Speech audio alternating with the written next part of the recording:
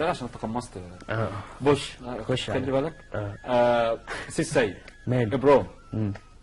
ابرام انت تعبت عشان تبقى ابرام، والناس كل الناس عارفاه وليه فانز وليه الكلام ده كله. الحمد لله. خلينا برضه ما نجيش على البنات قوي او نيجي عليهم بزياده، انا ما عنديش مشكله، بس فكره الشباب برضه محتاجه تعرف انت ابتديتها ازاي وتعبت قد ايه عشان تقدر تاخد الفرصه.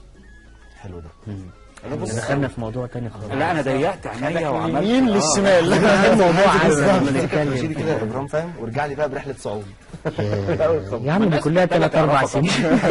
مش مشكله. لا بس ما شاء الله يعني بقت رقم في الحمد ظرف لله. 3-4 سنين ما شاء الله يعني. توفيق من عند ربنا الحمد سبحانه لله. وتعالى. احكي لنا بقى ايه أهم الموضوع. حاجة حاليا الثلاثة الاستاذ بونت. اشرف يعني هو سبب من الاسباب اللي عملت الشله اللي انتوا شفتوها دي او جيل مسرح مصر. بص انا لحد دلوقتي بدرس في كليه الطب، تمام، سنه 6 ومفروض اتخرج يعني السنه دي. دكتور المفروض ان شاء الله يعني. قول يا رب.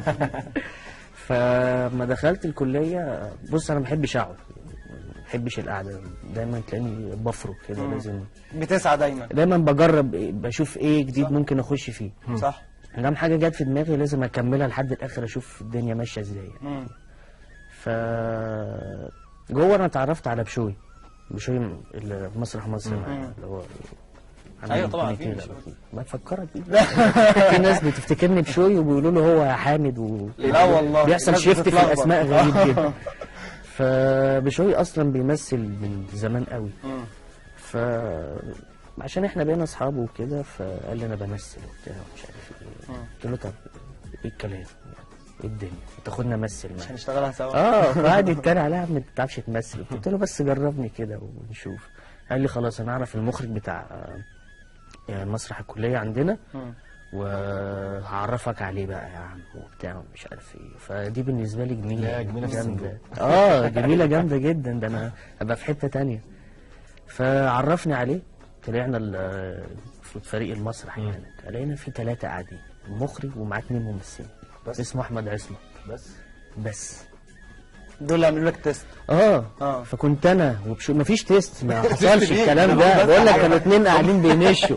يعني مقبول من قبل التست. مفيش حاجه. لا هقول لك اللي حصل. كنت انا وبشوي ومعانا واحد تالت اسمه بشوي، صاحبي برضو من 20 سنه تقريبا. فاول ما دخلنا عليهم لقيت هو بيقول لك نبدا بقى المسرحيه على طول. وش مقبول على طول. اكسبتد. اول ما شافنا يلا نشتغل في المسرحيه.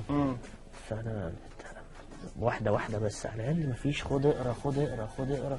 طلعنا مثلنا عملنا مسرحيه بس. وعجبنا الناس قوي.